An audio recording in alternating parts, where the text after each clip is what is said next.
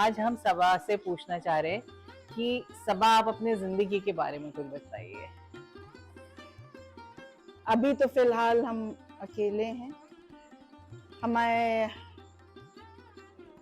Parents की भी death हो गई, भाई की भी, हस्बैंड की तो बहुत पहले हो गई थी जब मेरा बेटा 2 साल का था।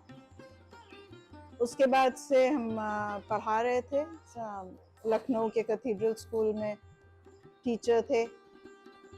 2020 में हमारा वो हुआ रिटायरमेंट। उसके बाद से फिर हम घर ही के ऊपर हैं। हम लोग अभी सुबेहा कस्बा है, उसमें उसका ये ऑफशूट है सुलेमानपुर, और हम लोग सुलेमानपुर हाउस में हैं। ये हमारा आबाई घर है माँ बाप का। पुश्तों पहले हम लोगों के एंसेस्टर्स यहाँ आके बसे थे, 14-15 पुश्तों पहले, और तभी ये गांव बसा था। और तब से सब यहीं आना जाना, हम लोगों की छुट्टियां हम लोगों की यहीं गुजरती थी पूरे वक्त। हम लोग यहाँ पूरे साल इंतजार करते थे कि कब छुट्टियां हों, हम लोग यहाँ आए। हम लोगों को सुबेहा बहुत अच्छा लगा था हमेशा बचपन से। तो यहाँ पे एक बड़ा अल्लाह का शुक्र है कि अभी तक के भी बहुत सुकून से सुबह से उठ के, अगर सुबह भी उठ जाओ तो चिड़ियाँ बोल रही हैं सनराइज से पहले या सनराइज के बाद भी। तो जो लोग बहुत ज़्यादा सोशल लाइफ नहीं गुजारते हैं, उनके लिए तो यहाँ बहुत आइडियल प्लेस है। आपको ये सन्नाटा जो है वो अच्छा सन्नाटा लगता है? बहुत सुकून मिलता है जी।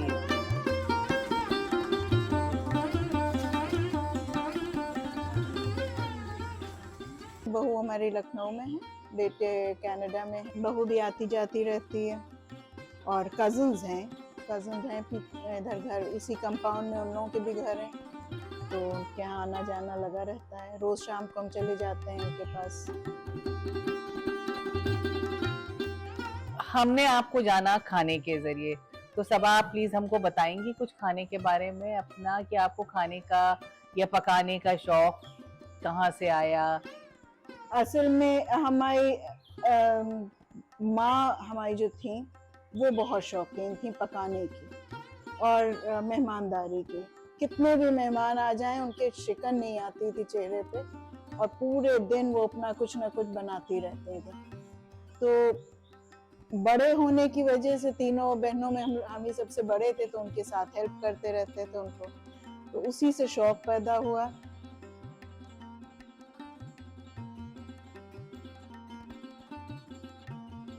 लखनऊ में भी हम लोगों का लकड़ी का चूल्हा होता था। लकड़ी का चूल्हा, उसमें कोयले की अंगीठी भी है, वो भी है। और गैस कनेक्शन माँ हमारी सिर्फ नाश्ता बनाने के लिए, और जो स्पेशल कुछ बनना हो तो हमको जब वो हुआ कि प्रेशर कुकर भी आया और गैस भी थी और सब कुछ था, तो हमको वहाँ से कि जो नॉन वेज आइटम कोई भी जो भी बनता था गोश्त, वो हमको पकाना सिखाया गया।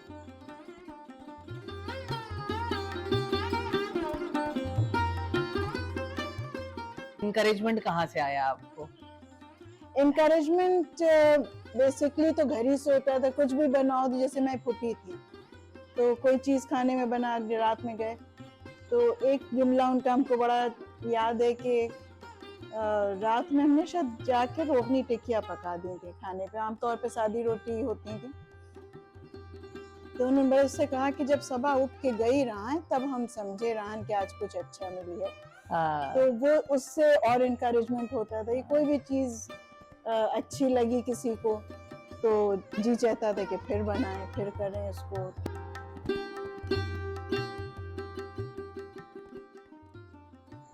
हमारे अब्बा जो थे, वालिद साहब, वो उनको फंसी नहीं थे, खाना बहुत अच्छा पसंद करते थे, मगर कोई झंझट नहीं था। मगर हमारे भाई बहुत शौकीन थे खाने के, और उनको हर चीज का उनके यहाँ इस तरह का था, तो फिर होता था कि अच्छा चलो वैसा पका के देखें, फिर कुछ और। तो उससे भी काफी चीजें सीखी। जैसे कच्चे कीमे के कबाब पहले हम लोगों के थोड़ा सा दूसरे किस्म के पकते थे, मगर भाई को नहीं, बिल्कुल वो मसाला होना चाहिए, मसाले की तरह का होना चाहिए। तो फिर उसको चेंज करते रहे, खुद भी कुछ आके बताएं कहीं से।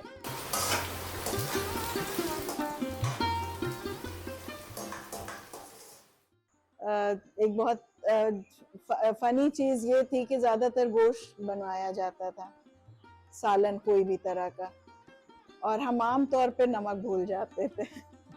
फिर हमें फूफी ने कहा कि तुम ये याद रखो कि जब भून रहे होते हो, जिस वक्त गोश्त की भुनाई होती है, उस वक्त नमक डालो तो अच्छा भूनता है। तो उससे फिर हमको याद रहने लगा कि अच्छा पहले नमक डाल दो, जब भूनने का वक्त होता है उसी वक्त।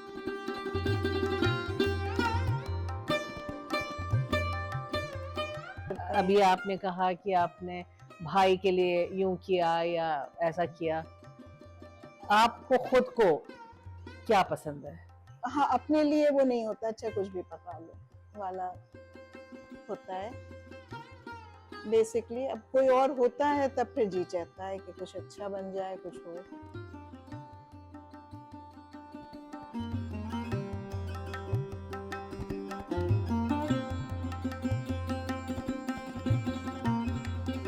आज हमने माँ बनाती थी खड़े मसाले का कीमा, जैसे गोश्त बनता है खड़े मसाले का, उसी तरह से। तो वही हमने सोचा था कि वो बना लें। और बिरही चने की दाल भर के जो पूरी बनती, पराठे बनते हैं, तो उनको बिरही, पहले ज़माने में तो चपाती के फॉर्म में बनते थे, उल्टे तवे के ऊपर बिरही बनती थी। मगर अब न चूल्हा कोई जलाना पसंद करता है, न तवा। आप बताएंगी कि बिरही क्या होती है?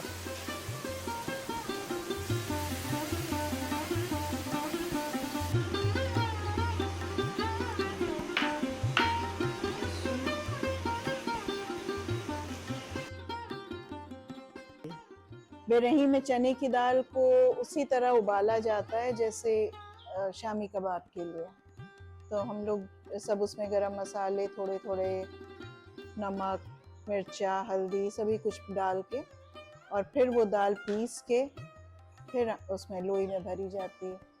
तो आटे में भी आटा और मैदा मिला के बनाए तो ज़्यादा अच्छी बनती। उसमें नमक और तेल आटे में मिला के तब साना जाता है, और उसके बाद उसमें वो दाल भर के पराठे बना के फ्राई किए जाते हैं।